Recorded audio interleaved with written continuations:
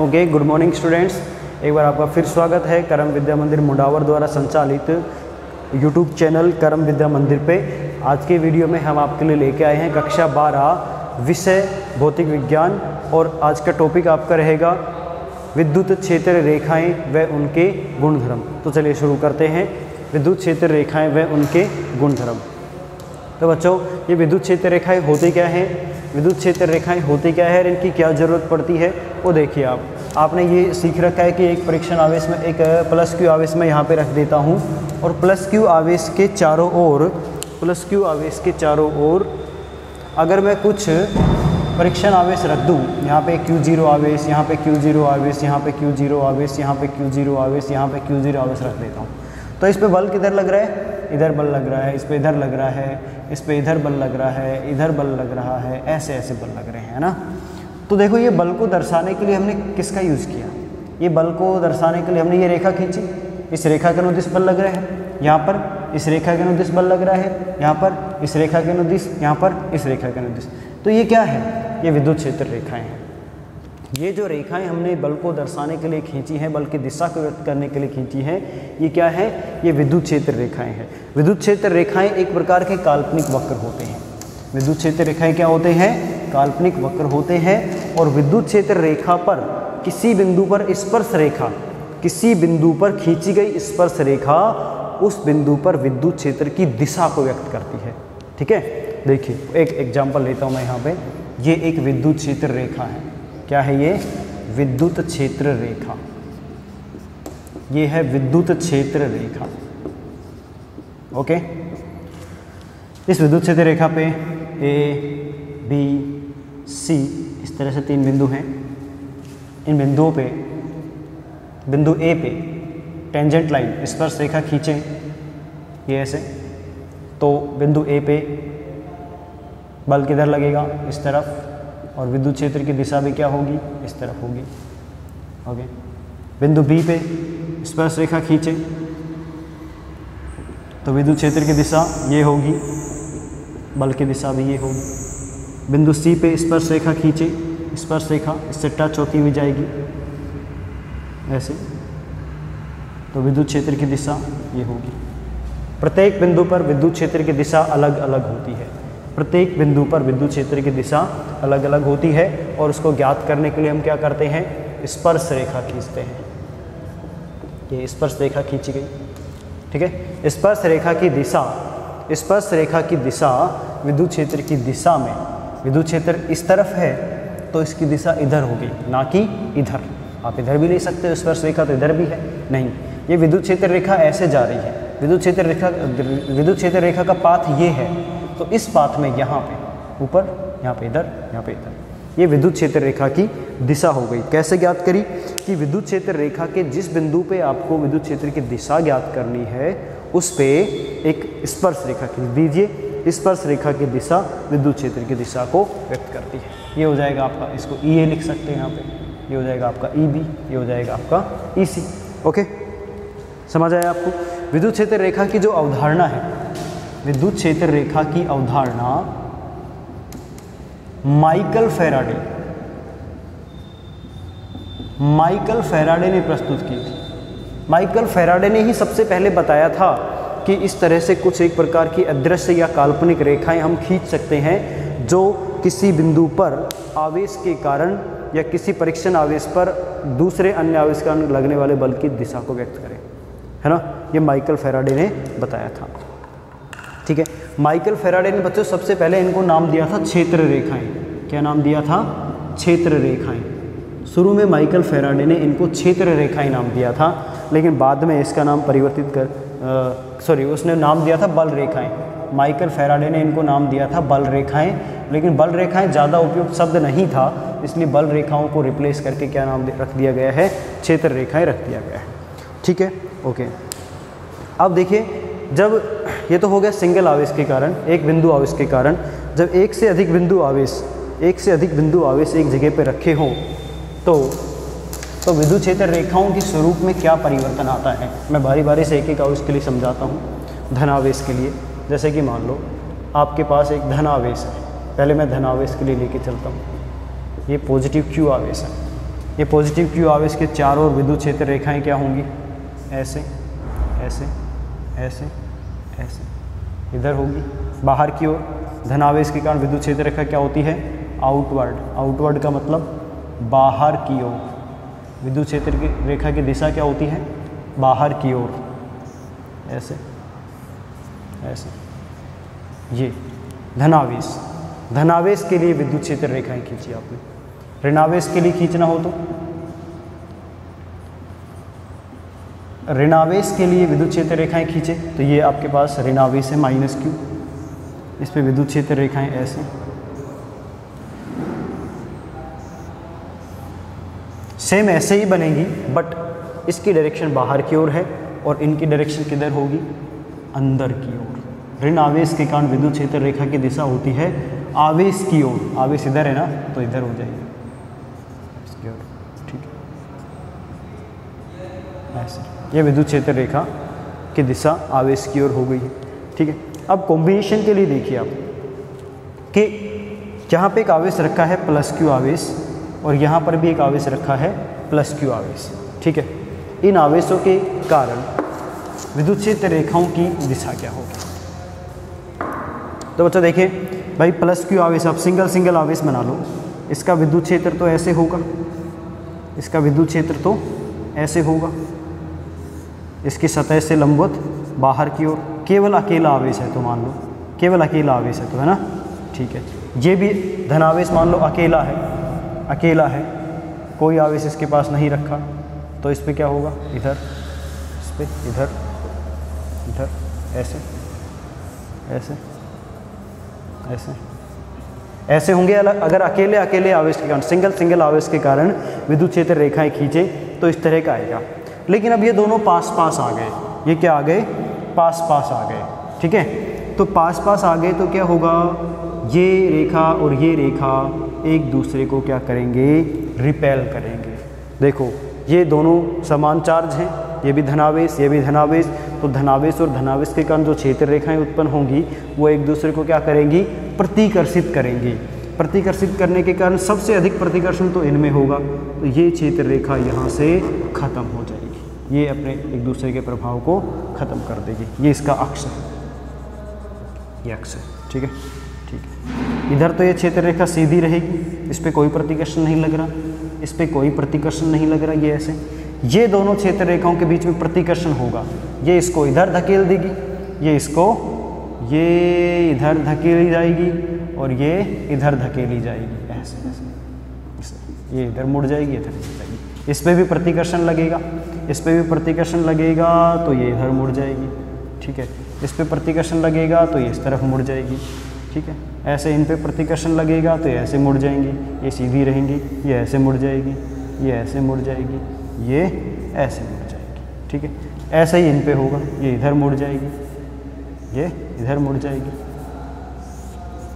ठीक है, ये इधर मुड़ जाएगी, ये इधर मुड़ेगी, ऐसे। इस तरह का विद्युत क्षेत्र रेखाओं का स्वरूप दो धनावेशों के कारण आपको दिखाई देगा, ठीक है। प्लस और प्लस आवेश के कारण दिख रहा है बोर्ड पे, ऐसे देखिए इसको,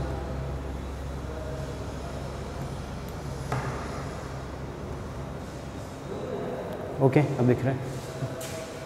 यहाँ पे मैं बनाता हूँ एक धनावेश और एक ऋणावेश के कारण, एक +q आवेश और एक -q आवेश के कारण विद्युत क्षेत्र रेखाओं का स्वरूप। सॉरी, देखिए आप धनावेश के कारण विद्युत क्षेत्र रेखा खींच लो, केवल सिंगल आवेश मान के चलो तो विद्युत क्षेत्र रेखाएं इस तरह की आती हैं, दिशा होगी बाहर की ओर, बाहर की ओर, बाहर की ओर, बाहर की ओर, बाहर की ओर, बाहर की ओर, बाहर की ओर। यहाँ पे ऋण आवेश के कारण विद्युत क्षेत्र रेखा खींचे, दिशा अंदर की ओर, अंदर की ओर, अंदर की ओर, अंदर की ओर, अंदर की ओर, अंदर की ओर, अंदर की ओर, ऐसे होगा अलग अलग आवेशों के कारण। और जब ये कॉम्बिनेशन में एक दूसरे के पास आएंगे, तो जैसे ये पास आ गए अब, तो पास आने से क्या होगा, इसके और इसके बीच में, धनावेश और ऋणावेश के बीच में क्या होगा, आकर्षण होगा। क्या होगा, आकर्षण। तो आकर्षण से ये इधर खींच जाएगा, ये इसको इधर खींच लेगा सीधा सीधा। इस पे विद्युत क्षेत्र की दिशा किधर है, इधर, इसकी दिशा इधर, तो ये दोनों लाइनें ऐड हो जाएंगी। ये इसको आकर्षित करेगा तो इस पे बल का प्रभाव बढ़ जाएगा। इस तरह से कर्व बना लेगी, ये इधर आकर्षित हो गए, ठीक है।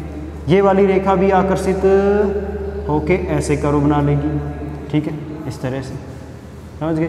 सेम ऐसे ही आकर्षण इनमें होगा, ये भी ऐसे आकर्षित हो जाएंगी, ठीक है। ये दोनों रेखाएं ऐसे आकर्षित हो गई, ये दोनों रेखाएं भी आकर्षित हो जाएंगी, इनके मध्य भी आकर्षण उत्पन्न होगा, ये ऐसे आकर्षित हो जाती है। ये वाली रेखा भी आकर्षित होगी, लेकिन ये दूर से घूम के जाएगी, ये कहीं दूर से घूम के और जाएगी आवेश माइनस की ओर, ऐसे घूम के जाएगी, ऐसे ऐसे ऐसे ऐसे ऐसे ऐसे ऐसे ऐसे, और ये इसमें वापस मिल जाएगी, ठीक है। ये इसका पाथ बनेगा, छोटा बना दो इसको।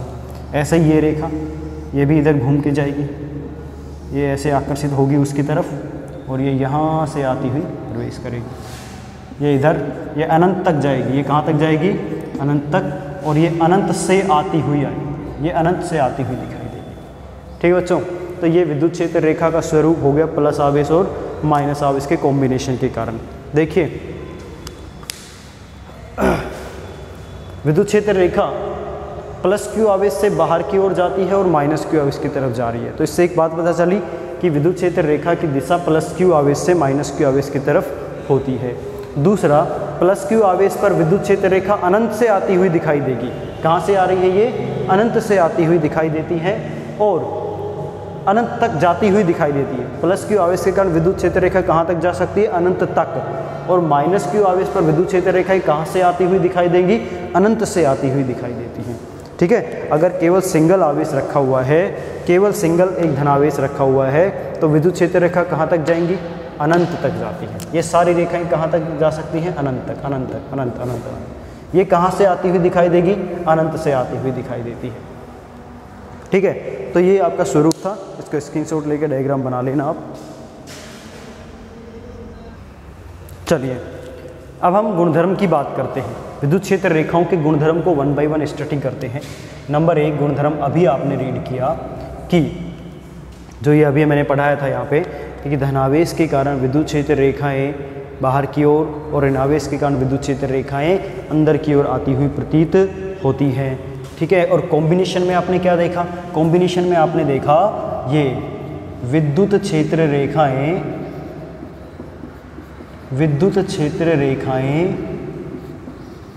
धन आवेश से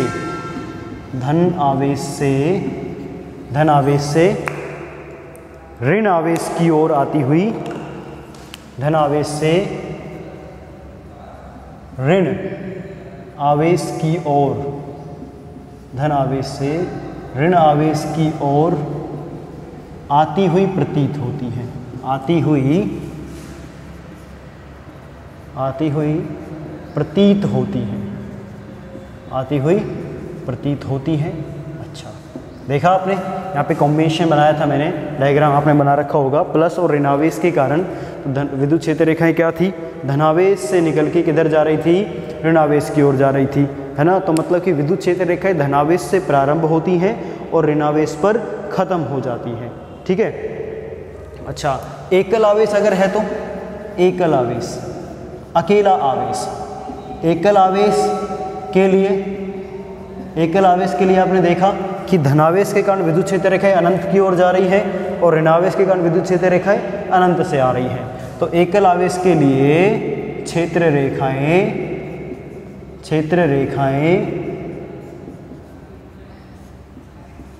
अनंत तक, क्या?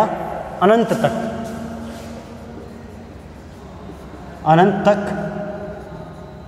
या अनंत से, या अनंत, धनावेश है तो अनंत तक और ऋणावेश है तो अनंत से आती है, आती हुई प्रतीत होती है, प्रतीत होती है।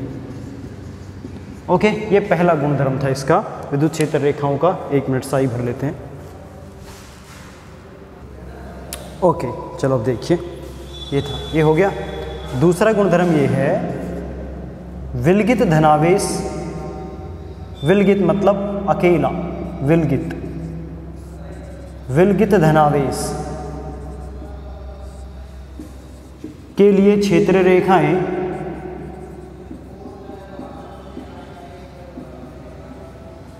त्रिज्यत बाहर की ओर तथा विलगित ऋणावेश के लिए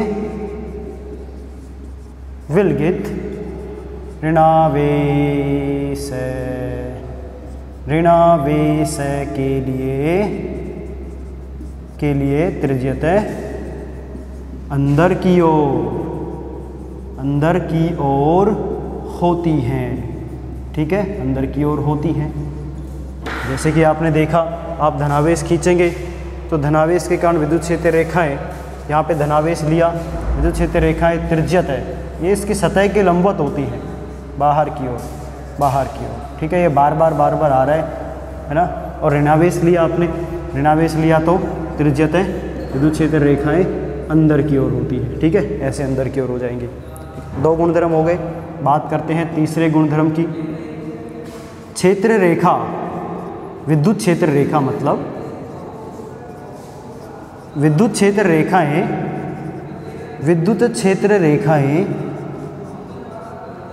एक सतत वक्र बनाती हैं।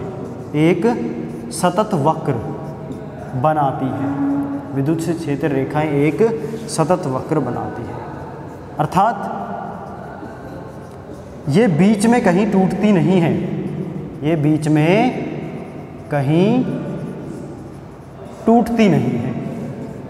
टूटती नहीं है। जैसे आपने देखा, प्लस और माइनस आवेश के कारण यहाँ पे प्लस आवेश है, यहाँ पे माइनस आवेश है, तो ये क्षेत्र रेखा ऐसे थी, ये ऐसे क्षेत्र रेखाएं आपने बनाई, ऐसे बनाई है ना, ऐसे। तो ये यहाँ से यहाँ तक, जहाँ से शुरू हो रही है, जहाँ पे ख़त्म हो रही है, वहाँ तक ये सतत वक्र बना रही है। यहाँ तक ये सतत वक्र कंटिन्यूस जा रही है। ऐसे नहीं कि भाई ये क्षेत्र रेखा यहाँ पे टूट गई, फिर यहाँ पे टूट गई, फिर यहाँ पे टूट, इतना यहाँ तक यहाँ पे गई, फिर यहाँ से यहाँ पे, फिर यहाँ से यहाँ पे, ऐसे नहीं होता। ठीक है, ऐसे नहीं होता है। पहले कभी किसी ज़माने में क्षेत्र रेखाओं को ऐसे दर्शाया जाता था। पहले किसी ज़माने में धनावेश के कारण जो क्षेत्र रेखा उत्पन्न होती थी ना, वो शुरुआत में तो बड़ी होती थी, फिर छोटी, फिर छोटी, फिर छोटी, फिर छोटी, फिर छोटी, ऐसे होती चली जाती थी। ऐसे बड़ी, फिर छोटी, फिर छोटी, है ना, और छोटी और छोटी, छोटी छोटी छोटी क्षेत्र रेखाएं इस तरह से छोटा छोटा ऐसे दर्शाते थे। लेकिन वो सिस्टम आजकल यूज़ नहीं करते हैं। अब क्षेत्र रेखाओं को कैसे दर्शाया जाता है? सतत वक्र के रूप में। किसके रूप में? इस तरह से सतत वक्र के रूप में क्षेत्र रेखाओं को व्यक्त किया जाता है। ये बीच में कहीं भी टूटती नहीं है। ठीक है, ये इसका तीसरा गुणधर्म हो गया। नंबर 4 की बात करूं मैं, तो नंबर 4 ये है, क्षेत्र रेखा के किसी बिंदु पर, क्षेत्र रेखा के किसी बिंदु पर खींची गई स्पर्श रेखा, खींची गई स्पर्श रेखा उस बिंदु पर विद्युत क्षेत्र की दिशा को व्यक्त करती है। उस बिंदु पर विद्युत क्षेत्र की दिशा को व्यक्त करती है। ये आपने पढ़ लिया, लेकिन एक गुणधर्म में लिखना जरूरी है। ये इसका एक गुणधर्म है। विद्युत क्षेत्र रेखा के किसी बिंदु पर खींची गई स्पर्श रेखा उस बिंदु पर विद्युत क्षेत्र की दिशा को व्यक्त करती है। कैसे? ये आपने स्पर्श रेखा खींची, इस स्पर्श रेखा पे यहाँ पे एक बिंदु A है, यहाँ पे एक बिंदु B है, इस पे ये विद्युत क्षेत्र रेखा है, इस पे बिंदु A पे स्पर्श रेखा खींचो, तो इस बिंदु पे विद्युत क्षेत्र किधर होगा? इस तरफ। इस बिंदु पे स्पर्श रेखा खींचे तो विद्युत क्षेत्र किधर होगा? इस तरफ। इस बिंदु पे विद्युत क्षेत्र खींचे, स्पर्श रेखा खींचे तो विद्युत क्षेत्र होगा इस तरफ, है ना। ऐसे आप विद्युत क्षेत्र की दिशा ज्ञात कर सकते हो। ओके बच्चों, ये बोर्ड फुल हो गया, इसको आप नोट कर लो। चलिए गुणधर्मों में नेक्स्ट गुणधर्म नंबर 4 पे मैं लेता हूँ। ये है किसी आवेश से प्रारंभ या खत्म, या आवेश पर खत्म होने वाली बल रेखाओं की संख्या उस आवेश के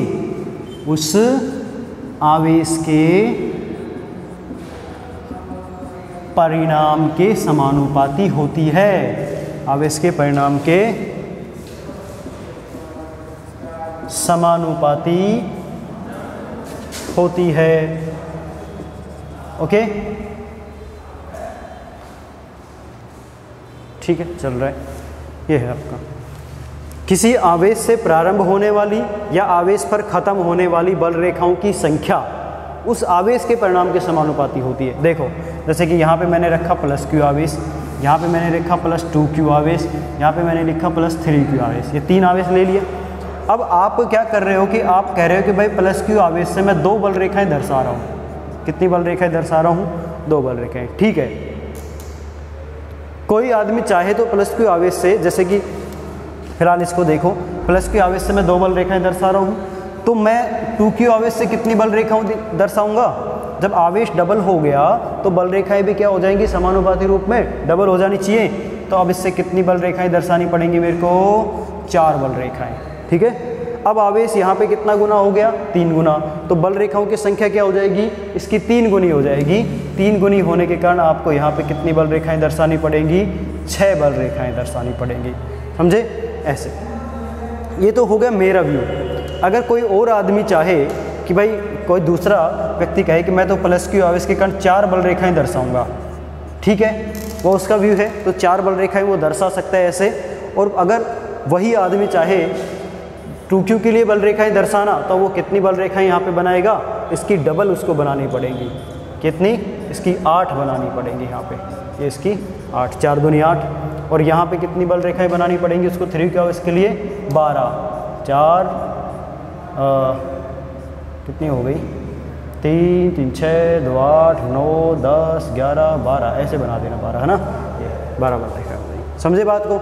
यानी कि ये दोनों ही डायग्राम सही है, लेकिन ये मेरे हिसाब से मैंने बनाया, ठीक है, ये किसी और के हिसाब से उसने बनाया। तो मैं कह रहा हूँ कि भाई प्लस q आवेश से मैं 2 रेखाएं खींचूंगा तो ठीक है, शुरुआत में मैं स्वतंत्र हूँ, ये भी स्वतंत्र है, कितनी बल रेखाएं दर्शा सकते हैं। लेकिन बाद में फिर मैंने इसके लिए 2 ले ली, तो 2 के लिए डबल आवेश के लिए मैं 4 और ट्रिपल आवेश के लिए मैं 6 बल रेखाएं ही बना सकता हूँ।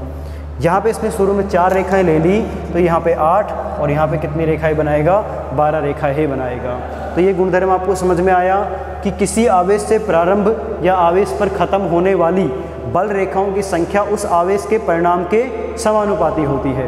ठीक है, क्लियर? नोट करिए इसको। ठीक है, ओके।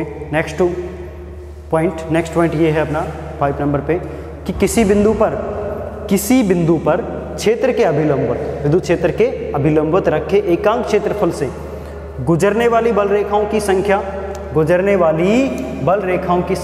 उस बिंदु पर विद्युत क्षेत्र की तीव्रता के समानुपाती होती है। ठीक है, क्षेत्र के अभिलंबवत रखे एकांक क्षेत्रफल से, किसी बिंदु पर क्षेत्र के अभिलंबवत रखे एकांक क्षेत्रफल से गुजरने वाली बल रेखाओं की संख्या उस बिंदु पर विद्युत क्षेत्र की तीव्रता के समानुपाती होती है। अर्थात अगर उस बिंदु पर विद्युत क्षेत्र की तीव्रता ज़्यादा होगी तो बल रेखाओं की संख्या भी ज़्यादा होगी, अर्थात ज़्यादा बल रेखाएं या ज़्यादा विद्युत क्षेत्र रेखाएं गुजरेंगी। ठीक है, उस बिंदु पर विद्युत क्षेत्र की तीव्रता कम है तो उससे गुजरने वाली क्षेत्र रेखाओं की संख्या भी कम हो जाएगी। ऐसे ना, किसी बिंदु पर अगर विद्युत क्षेत्र अधिक है तो वहाँ से विद्युत क्षेत्र रेखाएं भी अधिक गुजरेंगी, और विद्युत क्षेत्र की तीव्रता कम है तो विद्युत क्षेत्र रेखाएं भी कम होंगी। कैसे? जैसे कि मैं यहाँ पे एक विद्युत क्षेत्र बनाता हूँ, ये किसी विद्युत क्षेत्र का डायग्राम है।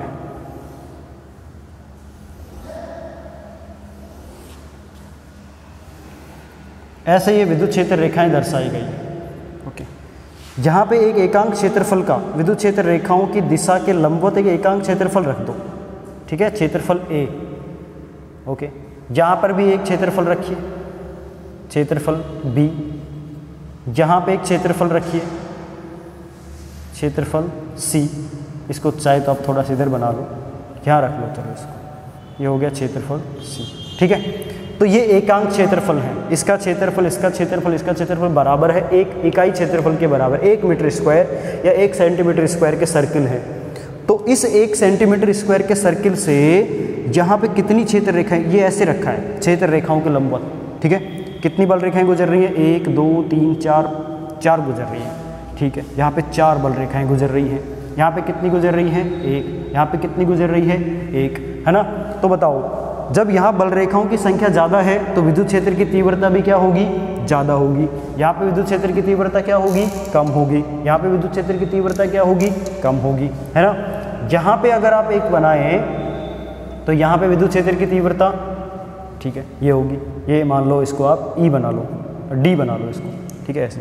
तो आप देख रहे हो क्षेत्रफल A, क्षेत्रफल के लिए बिंदु A पर, ये बिंदु A माना मैंने, इस बिंदु A से 4 क्षेत्र रेखाएं गुजर रही है, तो यहाँ पे विद्युत क्षेत्र ज़्यादा है, यहाँ पे विद्युत क्षेत्र सबसे ज़्यादा है। फिर D पे, फिर इससे कम किस पे होगा? D पे, फिर इससे कम किस पे है? C पे, और ये D पे इसके बराबर है, ठीक है। EC और ED बराबर है और वो सबसे कम है। समझ में आया आपको ये कि किसी बिंदु पर क्षेत्र के अभिलंबवत विद्युत क्षेत्र रेखाएं जैसे भी गुजर रहे हैं उसके अभिलंबवत कोई एक क्षेत्रफल रख दो, एकांक क्षेत्रफल, फिर उससे गुजरने वाली विद्युत क्षेत्र रेखाओं की संख्या को काउंट करिए। एक क्षेत्रफल रख दिया, उससे कितनी क्षेत्र रेखाएं गुजर रही हैं उनको काउंट करो। वो अगर ज़्यादा है तो वहाँ पे विद्युत क्षेत्र की तीव्रता भी ज़्यादा होगी, वो अगर कम है तो वहाँ पे विद्युत क्षेत्र की तीव्रता भी कम मानी जाएगी, है ना। ऐसे रहेगा। ओके, अगला पॉइंट देखिए, इसका नंबर 6, मैं यही समझा देता हूँ अभी। 2 विद्युत क्षेत्र रेखाएं, 2 विद्युत क्षेत्र रेखाएं परस्पर कभी नहीं काटती हैं, कभी भी नहीं काटती हैं, कभी भी नहीं काटती हैं। 2 क्षेत्र रेखाएं परस्पर कभी भी नहीं काटती हैं। ओके, ये आपको देखना है। अच्छा, कैसे नहीं काटती हैं? इसका प्रूफ क्या देंगे कि भाई 2 क्षेत्र रेखाएं एक दूसरे को कभी भी नहीं काटती है? कैसे? इसका रीजन ये है क्योंकि कटान बिंदु पर विद्युत क्षेत्र की 2 दिशाएं हो जाती हैं, विद्युत क्षेत्र की 2 दिशाएं प्राप्त होती हैं,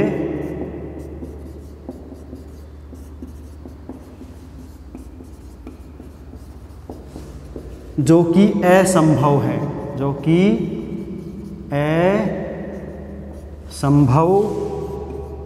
कि असंभव है, ठीक है। कैसे? जैसे मान लो ये एक विद्युत क्षेत्र रेखा है नंबर 1, ये एक और विद्युत क्षेत्र रेखा है नंबर 2, ये इस डायरेक्शन में है, ऐसे जा रही है, ये ऐसे जा रही है, ठीक है। ये दोनों काट रही है इस बिंदु पर, ओके, ऐसे। ये 2 विद्युत क्षेत्र रेखाएं हो गई सतत वक्र बनाती हुई, ये एक है, ये नंबर 2 है। इस बिंदु पे ये काट रही है, मान लो बिंदु P पे, तो आप बिंदु P पे विद्युत क्षेत्र 1 के लिए विद्युत क्षेत्र की दिशा बनाना चाहें तो यहाँ पे टेंजेंट लाइन खींचेंगे इस रेखा के लिए, ये आपने टेंजेंट लाइन खींची, तो विद्युत क्षेत्र किधर होगा? विद्युत क्षेत्र होगा EP इस दिशा में, ठीक है। ओके, अब आप यही प्रोसेस इसके लिए अप्लाई करें नंबर 2 के लिए, तो इस पे विद्युत क्षेत्र किधर होगा? EP। ओके, तो बिंदु P पे देखो, बिंदु P पे एक विद्युत क्षेत्र इधर है और एक विद्युत क्षेत्र इधर है। एक ही बिंदु पर विद्युत क्षेत्र की 2 दिशाएं, एक ही बिंदु पर विद्युत क्षेत्र की 2 दिशाएं होना संभव नहीं है, क्योंकि विद्युत क्षेत्र एक बिंदु पर एक ही दिशा में होता है, एक बिंदु पर विद्युत क्षेत्र एक ही दिशा में होता है। इसलिए हम कह सकते हैं कि 2 विद्युत क्षेत्र रेखाएं कभी भी एक दूसरे को नहीं काटती हैं, और अगर वो काटेंगी तो काटने पर क्या होगा? वहाँ पे कटान बिंदु पे विद्युत क्षेत्र की 2 दिशाएं हो जाती हैं, जो कि असंभव नहीं है, ठीक है। ओके, नेक्स्ट गुणधर्म देखिए नंबर 7। अगला गुणधर्म ये है कि विद्युत क्षेत्र रेखाएं बंद लूप बनाती हैं। विद्युत क्षेत्र रेखाएं बंद लूप नहीं बनाती हैं, सॉरी, विद्युत क्षेत्र रेखाएं बंद लूप नहीं बनाती हैं, बंद लूप नहीं बनाती हैं। ये है छोटी सी लाइन है बस, बंद लूप नहीं बनाती हैं। क्यों नहीं बनाती? जैसे आपने देखा, ये प्लस आवेश था, ये माइनस आवेश था, इसके कारण विद्युत क्षेत्र रेखा यहाँ से शुरू हुई और यहाँ पर ख़त्म हो गई। यहाँ पे कोई विद्युत क्षेत्र रेखा थी, उसकी दिशा ये थी, तो अगर ये लूप बनाती तो विद्युत क्षेत्र रेखा में क्या होता है कि ये क्षेत्र रेखा यहाँ से जाती ऐसे और फिर माइनस से ऐसे लौट के इधर आ जाती, तो इसकी डायरेक्शन इधर होनी चाहिए थी। तो ये क्या बनता है, एक बंद लूप। प्लस से शुरू होके वापस प्लस पे ख़त्म होना चाहिए था, ऐसे ही ये प्लस से शुरू होके वापस प्लस पे ख़त्म होनी चाहिए थी, लेकिन ऐसा नहीं होता है क्योंकि इस क्षेत्र रेखा की दिशा तो इधर होती है, ये इधर, ये अलग हो गई, ये भी अलग हो गई, तो ये केवल बस एक सतत वक्र बना रही है, बस ये इधर सतत वक्र बना रही है, लूप नहीं बनाती है। ऐसे आपने देखा होगा चुंबकीय क्षेत्र रेखाएं लूप बनाती है, चुंबकीय क्षेत्र रेखाएं लूप बनाती हैं। ये नॉर्थ पोल था, ये साउथ पोल था, तो चुंबक में आपने देखा कि विद्युत क्षेत्र रेखाएं नॉर्थ से साउथ की ओर जाती है ना, बाहर की ओर तो नॉर्थ से साउथ की ओर जाती है, अंदर साउथ से नॉर्थ की ओर, ऐसे होती है। चुंबकीय क्षेत्र की दिशा बाहर से एन से साउथ की ओर होती है और चुंबक के अंदर साउथ से नॉर्थ की ओर। ये होता है लूप बनाना, ये इसे बोलते हैं लूप बनाना। यहाँ पे लूप बन रहा है, ऐसा नहीं बन रहा, यहाँ पे लूप नहीं बन रहा है। तो हम क्या कहेंगे कि भाई विद्युत क्षेत्र रेखाएं जो है वो विद्युत क्षेत्र रेखाएं लूप नहीं बनाती हैं, जबकि चुंबकीय क्षेत्र रेखाएं लूप बनाती हैं। नोट कर लीजिए इसको एक बार। ओके, एक दो गुणधर्म और रह गए आपके। अगला कौन सा था, शायद पता नहीं 8वां होगा कि 9वां होगा, जो भी है ये है। ये अगला गुणधर्म है कि समविभव पृष्ठ के लिए विद्युत क्षेत्र रेखाएं लंबवत होती हैं। विद्युत क्षेत्र रेखाएं समविभव पृष्ठ, ये समविभव पृष्ठ ना अभी आपने नाम सुना होगा, लेकिन अगले चैप्टर में समविभव पृष्ठ हम डिटेल से एक्सप्लेन करेंगे आपको। समविभव पृष्ठ ऐसा पृष्ठ होता है जिसके प्रत्येक बिंदु पर विभव का मान समान हो, ठीक है, अभी इतना ही ध्यान रखो। तो विद्युत क्षेत्र रेखाएं समविभव पृष्ठ के लंबवत होती है, लंबवत खींची जाती है या लंबवत गुजरती है। विद्युत क्षेत्र रेखाएं समविभव पृष्ठ के लंबवत खींची जाती हैं, ठीक है। कोई भी समविभव पृष्ठ अगर आप बना रहे हैं तो उस समविभव पृष्ठ से विद्युत क्षेत्र रेखाएं हमेशा उसके पृष्ठ के लंबवत खींची जाएगी। ओके, जैसे आपने देखा कि बिंदु आवेश है, बिंदु आवेश एक समविभव पृष्ठ होता है। बिंदु आवेश क्या होता है, एक समविभव पृष्ठ होता है। ये प्लस क्यू आवेश है, तो इसके पृष्ठ के लंबवत ये सारी रेखाएं क्या है, ये सारी रेखाएं इसके पृष्ठ के लंबवत है। क्या है, लंबवत है, ये लंबवत है। या आपने कोई ऐसे समविभव पृष्ठ बनाया, ये कोई समविभव पृष्ठ है मान लो, तो इस समविभव पृष्ठ के लंबवत गुजरने वाली बल रेखाओं की संख्या ऐसे तक ये बल रेखाएं होंगी। लंबवत गुजार रही है, ऐसे पृष्ठ रखा है, ऐसे रखा है, इससे ऐसे गुजर रही है, इसके आर पार, इसके आर पार, तो लंबवत गुजरती है। अगर ये समविभव पृष्ठ मैंने टेढ़ा कर दिया, ये समविभव पृष्ठ ऐसे रखा होता तो इससे बल रेखाएं कैसे गुजरती, तो आप इसको ऐसे दर्शाते, तो ये ऐसे जाती इसके लंबवत ऐसे, ठीक है, समझे बात को। अगर समविभव पृष्ठ ऐसे रखा है तो उसके लंबवत ऐसे जाएंगी, अगर समविभव पृष्ठ ऐसे रखा है तो उसके लंबवत विद्युत क्षेत्र रेखाएं इस दिशा में गुजरती हैं, ठीक है। अच्छा, किसी भी समविभव पृष्ठ के लिए जो विद्युत क्षेत्र रेखाएं खींची जाती हैं, ये जो विद्युत क्षेत्र रेखाएं मैंने खींची ना, ये वाली या ये वाली है ना, समविभव पृष्ठ के लिए, समविभव पृष्ठ के लिए क्षेत्र रेखाएं समांतर व समान दूरी से पृथक होती हैं, समान दूरी से पृथक होती हैं, ठीक है।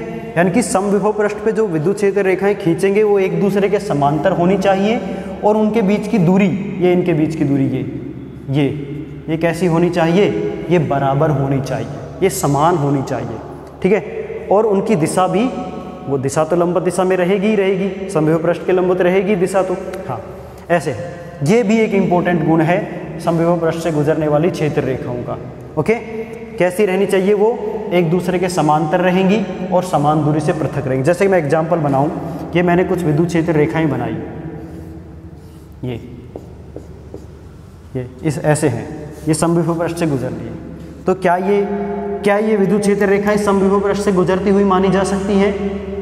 नहीं ना, क्योंकि इनकी दिशा अलग अलग है। इसकी दिशा इस तरफ है, इसकी इस तरफ है, इसकी दिशा इस तरफ है, इसकी इस तरफ है, इसकी इस तरफ, अलग अलग दिशाएं हो गई।